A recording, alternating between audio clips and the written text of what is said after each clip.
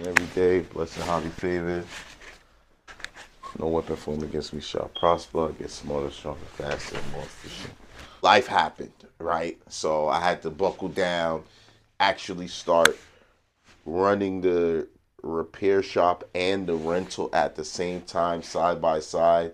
It's definitely been a challenge. I went through a lot, fell out with some people, uh, but I'm back and I'm still here. And I think smarter and stronger from those experiences. So I'm here, man. This ain't gonna stop.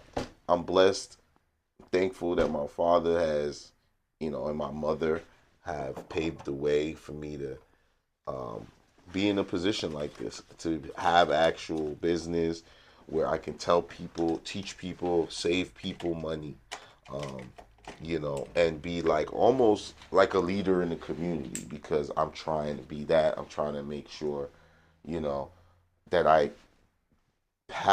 share the burden of what's going on in the economy with some of my customers. So hopefully they'll remember that when times are good or times are better, because I was here struggling too. What to do right after a car accident, or what you should do, best practices. What to do right after a car accident.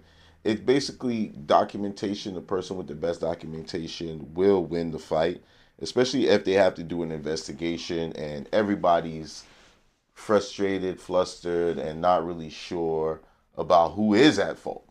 So, once an investigation is done, maybe some footage was brought up, some local stores have camera footage and they caught the accident, that'll help. But that's like a step further if you don't take good documentation or video or take pictures or exchange info with the other party that you're involved in the accident with. So just a few tips right there to help you guys navigate the initial impact accident scene area, whatever you want to call it. All right. Basically, if anyone in the internet world goes into Google or wherever they search for shops after they get into a car accident, I'll be top of mind. And not just so you guys can come to me, so you guys can learn this information, because this information is going to save you money.